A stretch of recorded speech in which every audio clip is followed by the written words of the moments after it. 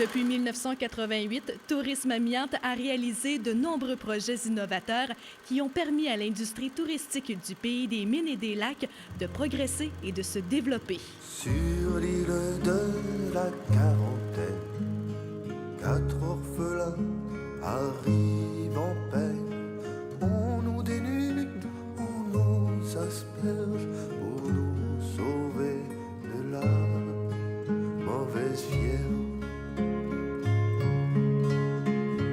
Ce sont les sœurs de la charité qui trouvent famille pour Moi, j'ai commencé ici en 86 et il y avait une permanente et c'était des projets d'emploi qui comblaient le reste. Il y avait plusieurs organismes dans les locaux, dont ici, qu'on rentrait. On n'avait pas encore la salle d'accueil. Alors, tout en rentrant, on avait 2 petits présentoirs de rien.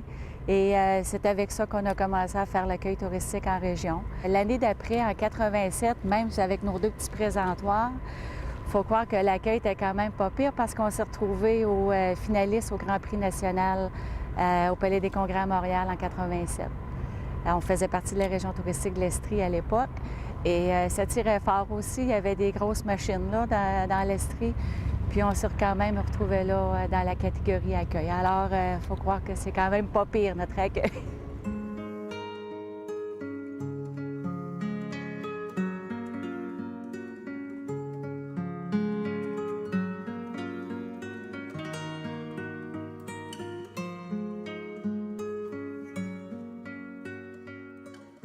Bien, au tout début, quand j'ai pris ça, il y avait un petit kiosque touristique ici qui avait été déménagé, qui avait été volé ça avant, que Marc Bergeron avait emmené ici sur un terrain dans un champ. Ça a débuté de même, Tourisme. Là, avec des rails, puis des rails, puis des rails, on est rendu, on s'est ramassé avec ça. Il y a beaucoup de rails dans le tourisme. Moi, j'en ai eu beaucoup, j'ai juste fait ça dans ma vie, rêver. Faire travailler les autres, puis moi, avoir des idées. Ça a commencé, le belvédère, l'autobus pour embarquer le monde aller dedans, je la voulais, moi. J'ai toujours voulu que les affaires nous appartiennent. C'est pour ça qu'on était en logement dans un autre, puis je voulais l'avoir dans la maison du touriste. C'est avec la maison qu'on voit en arrière de moi, là. Mais c'est 10 ans d'effort. Ça nous a donné ça aujourd'hui. On est chez nous, on a un grand terrain. Écoutez, ça, c'est ma plus belle fierté est en arrière de moi. Puis ici, ben, c'est notre premier maire francophone, M. Élusip Lapointe. Un beau prénom.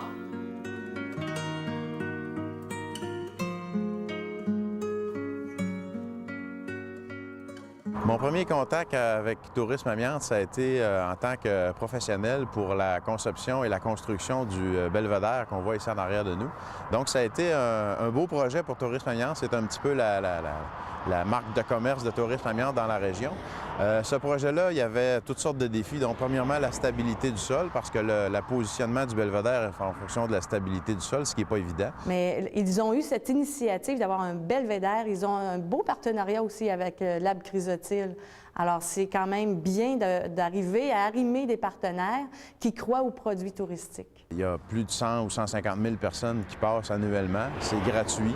Donc, la seule contribution des gens, c'est dans les lunettes d'approche. Mais c'est sûr que c'est de loin le projet le plus important de Tourisme Amiante. On en entend parler d'ailleurs. J'ai des confrères de l'ensemble du Québec qui viennent visiter notre région puis en parlent. Puis ils trouvent que c'est un outil incroyable pour faire de l'interprétation minière.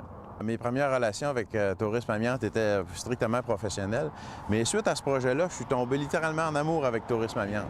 Je m'explique, c'est que j'ai eu la chance d'assister à une présentation donnée par Denis Bourassa aux intervenants touristiques de la région.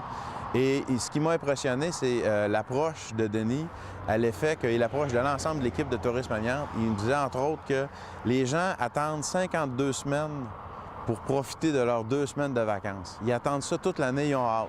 Donc, quand ils viennent dans notre région, il faut bien les accueillir, il faut qu'ils se sentent chez eux, il faut qu'ils aient le goût d'y revenir.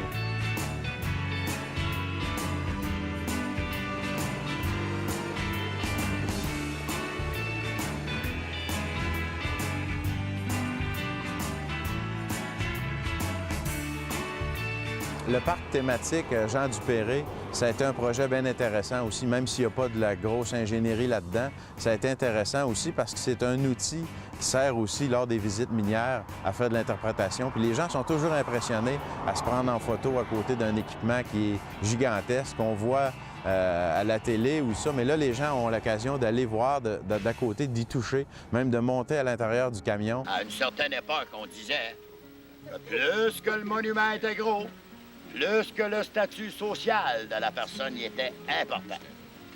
Oh, mais faites-vous-en pas, là, vous et vos 10 enfants, là. On va vous trouver un bon parti ici, hein? Inquiétez-vous pas, hein? La région de l'amiante, avec les mines, économiquement, ça a été difficile. Et au niveau du secteur du tourisme, ça a été peut-être une bouée de sauvetage que la région a connue parce que les touristes qui font des retombées économiques très importantes dans une région, je pense que Tourisme Amiante y est pour beaucoup aussi.